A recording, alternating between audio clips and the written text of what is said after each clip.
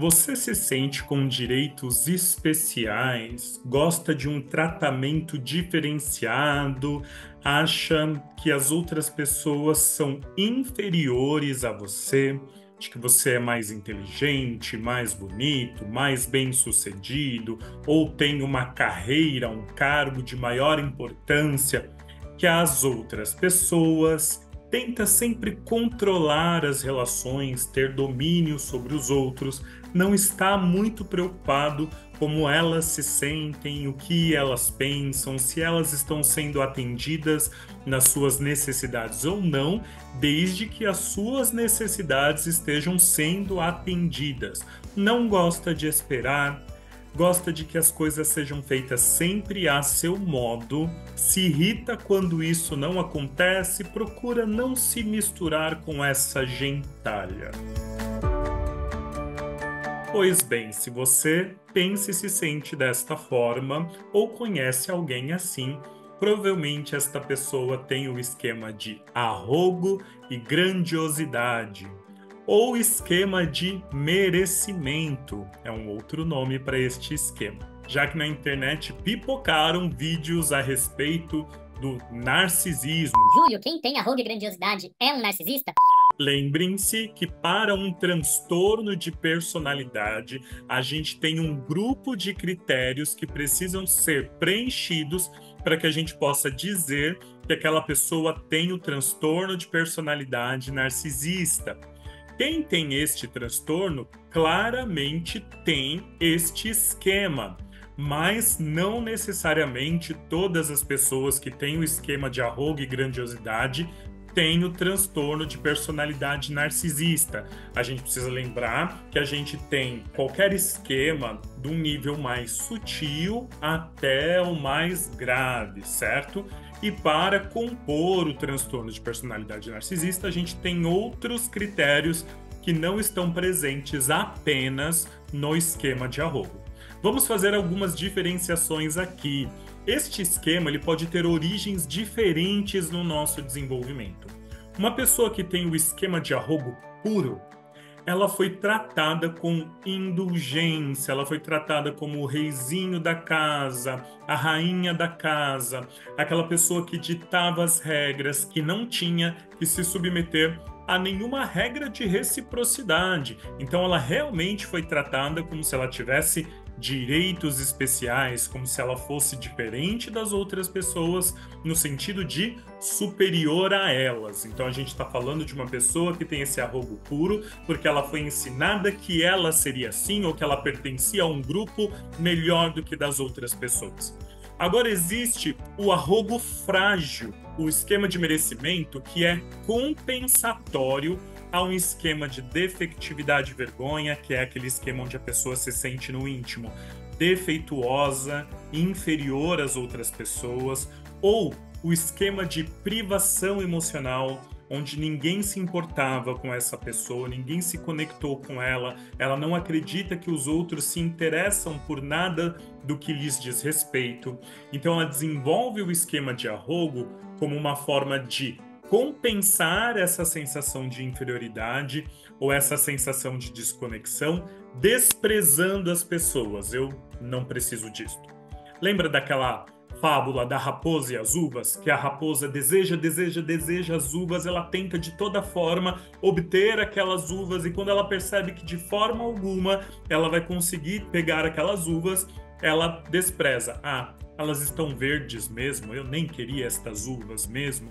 Então esta pessoa com o esquema de arrogo frágil, com um arrogo que foi compensatório aos esquemas de defectividade e privação emocional, ela não foi tratada como o reizinho da casa, a rainha da casa, ela foi tratada com muito desprezo e ela aprende agora a assumir essa postura de uma forma hipercompensatória, desprezando as outras pessoas. Na terapia, isto acaba sendo um desafio para o tratamento. Primeira coisa, raramente essas pessoas vêm procurar tratamento para cuidar deste esquema, elas não vêm cuidar do esquema de arrogo. Elas podem ter alguma questão de ansiedade, depressão, algum problema no trabalho, algum problema nos relacionamentos, elas podem ter sido coagidas pelo seu cônjuge, vai fazer terapia, senão a gente não vai manter essa relação, né? Eu costumo receber muitos maridos coagidos, tá? Que eu digo que tem uma relação difícil no casamento e a esposa coloca como condição para manter a relação que ele procure terapia. Então essa pessoa não veio aberta para tratar este esquema. Muitas vezes ela vem até ainda como um álibi, meio que para manipular o cônjuge, dizendo que está em terapia, mas não está disposta a mudar. Então, é um problema, sim, nos atendimentos, trabalhar com pessoas que têm o esquema de arrobo. Ela está no domínio dos limites prejudicados, então é muito comum que essa pessoa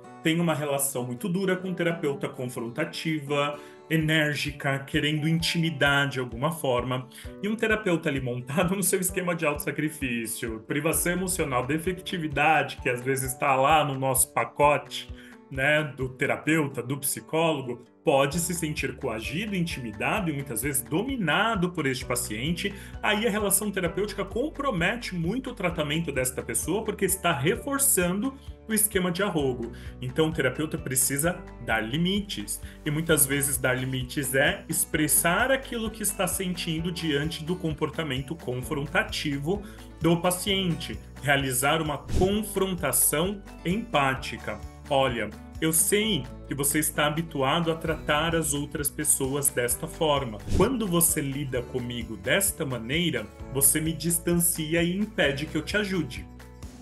Olha, eu entendi que você tem muitas coisas boas, de que você realizou isso, realiza aquilo, de que você se sente bom e melhor nessa e nessa atividade, mas aonde você precisa da minha ajuda mesmo?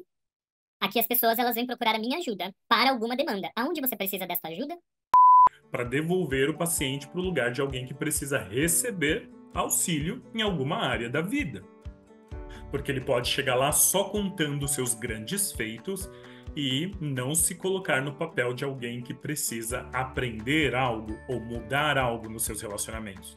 Faz parte do tratamento apontar várias vezes as desvantagens deste tipo de relacionamento com as pessoas. Então, quem tem arrogo e grandiosidade, ele acredita que está recebendo dos outros mais direitos, um tratamento especial. Porém, ele não percebe os prejuízos que ele causa nas relações. Ele atribui a culpa às outras pessoas que não o compreendem ou que não o valorizam da maneira que ele acredita que necessitava ser valorizado ou que merecia ser valorizado. Então o terapeuta precisa apontar o quanto essa postura traz prejuízos à relação provocado por ele, por este comportamento deste paciente que tem o esquema de arrogo e grandiosidade. Então apontar sempre os prejuízos nas relações que esta pessoa sofre por agir dessa forma.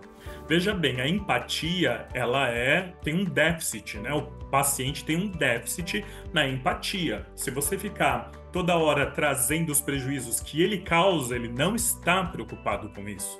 Neste primeiro momento, o terapeuta vai apontar os prejuízos que ele sofre, que o paciente tem ao tratar os outros assim, que ele atribui a culpa a outra pessoa.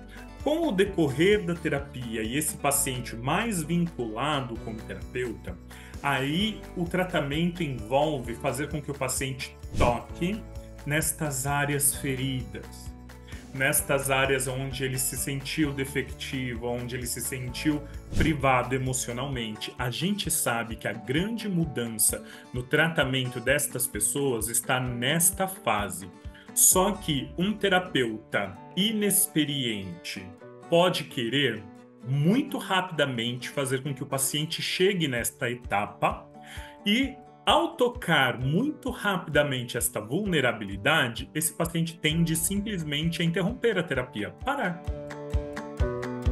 Porque ele não está aberto, ele não sabe lidar emocionalmente com estes sentimentos. Ele construiu um castelo onde ele se tornou o rei para não lidar com estas emoções. Então, esse trabalho é gradativo através das imagens desagradáveis da infância, trazendo ao paciente o quanto você consegue compreender que para ter lidado, às vezes, com tamanha rejeição, com tamanho abandono, né, com tamanha crítica, o quão foi necessário para que ele pudesse adotar este estilo de enfrentamento, mas que agora na vida adulta ele não é mais aquela criança vulnerável, ele não é mais aquela criança que está à mercê daqueles adultos muitas vezes cruéis ou insensíveis e que está sempre armado e que está nessa postura do desprezo, hoje impede a ele de desfrutar das relações de uma forma que ele merecia quando criança e não recebeu, mas que ele não precisa passar pela vida sem receber também um amor real, uma gratidão real, uma pessoa que possa se vincular a ele pelo afeto, pelas características positivas de personalidade e não só pelo controle, não só por aquilo que ele oferece, não só pelo domínio. Percebe como isso é muito mais profundo e como isso é vivenciado numa etapa mais central do tratamento, posterior à fase inicial, na fase intermediária da terapia.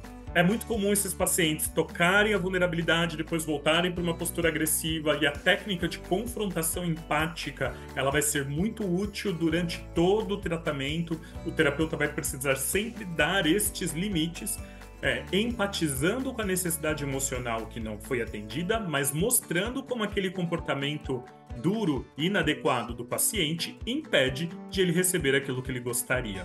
Na fase comportamental, quando o paciente compreende que este estilo de se relacionar traz prejuízos a ele, aí podem ser realizados o treino de empatia, treino de habilidades sociais, treino de comunicação assertiva, com o paciente já mais aberto para poder mudar a sua forma de se relacionar. Se a gente começa por aí também, ele tende a não aderir. Lembrem-se, a terapia do esquema, ela é realizada por etapas, fase de avaliação, fase cognitiva, vivencial e comportamental. Cada uma delas precisa ser vivenciada ali de acordo com o que cada paciente precisa. No início é muito cognitivo com esses pacientes. A parte vivencial, ela vai demorar bastante nesse processo, principalmente pela evitação que esses pacientes têm de tocar os seus sentimentos defectivos ou a sua privação emocional, para depois a gente conseguir mudar o estilo de enfrentamento na fase comportamental. Espero que vocês estejam gostando da nossa série aqui de 18 esquemas desadaptativos. Ainda tem mais vídeos pela frente. Clica aqui embaixo para você não perder nenhum vídeo novo do nosso canal. Deixa a sua dúvida e o seu comentário que eu vou amar ler. E segue a gente lá no Instagram, no Voz.cognitiva. Todos os dias eu abro uma caixinha de perguntas que você pode deixar a sua pergunta lá que eu vou responder você, tá bom? Um abraço e até a próxima!